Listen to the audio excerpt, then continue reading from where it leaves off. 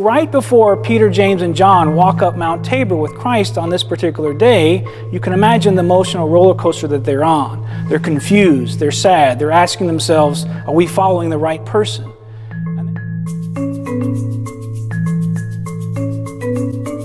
Hello, my name is Father Mark Sappenfield. I'm the pastor at St. Matthew's Catholic Church in Franklin, Tennessee, and today I'm going to talk to you about the gospel for the second Sunday of Lent, which is the story of the Transfiguration. In this wonderful story, Jesus takes his inner circle, Peter, James, and John, up a high mountain to experience his glorified state. In order to understand the significance of the Transfiguration, we have to go back to what took place immediately before. Jesus asked his disciples a fundamental and important question. The question he asked them is, who do people say that I am? And they come up with all kinds of responses. Some say John the Baptist, some say Elijah, some say one of the prophets. But then he asked Peter, but who do you say that I am? And Peter says, you are the Christ, the Son of the living God, which would have been wonderful news for any person that was a member of the people of Israel, because the Messiah was the one that was going to liberate Israel from their greatest enemies. And yet right after this, you can imagine how difficult it must have been when Jesus says that his role as a Messiah is not typically what they would understand it to be. In fact, his role as the Messiah is to suffer and die on the cross at the hands of the Roman Empire. And so right before Peter, James, and John walk up Mount Tabor with Christ on this particular day, you can imagine the emotional roller coaster that they're on. They're confused, they're sad, they're asking themselves, are we following the right person?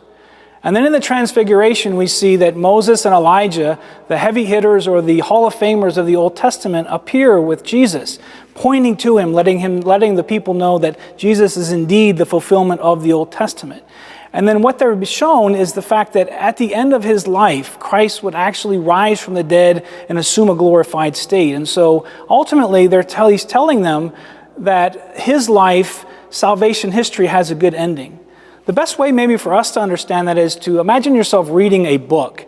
And in the middle of the book, you go through some very, very dark chapters. And you're thinking to yourself as you're reading this novel, there is no way that this story is going to end very well. And you do something that you shouldn't do when you read a book. You cheat. And you go to the very last chapter. And you see that in the very last chapter, all the characters that you didn't think were going to make it. And therefore, you're able to continue to read the other chapters of the book, knowing what happens at the end, that it has a good ending. That's exactly what's taking place in the Transfiguration. The story of Christ ends well, even in the midst of the darkness that's to come later on down the road. And so it's this glimpse into Christ's final chapter that enables Peter, James, and John to go down Mount Tabor and eventually to go to Mount Calvary, where he will be crucified, and to trust and to understand that Jesus is indeed the Messiah that will liberate Israel not only from the enemies of the world, but from the worst enemy that they could face, and that is death. And so I invite you to reflect. What does this mean for us? Think to yourself for a minute of the darkness that you've encountered in your life. Maybe it could be a diagnosis. It could be a diagnosis of cancer. You could have lost your job. You might be experiencing the death of a loved one.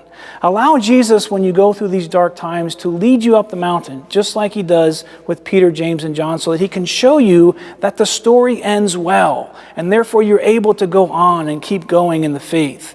The only thing that we have to do, the only commandment that we hear in this particular gospel comes from the voice of the Father that says, this is my beloved Son, listen to him. And so it's by listening to Christ, it's by listening to the church, that Christ speaks to the church, that we're able to continue on our journey of faith, no matter what darkness might come for us in the days to come.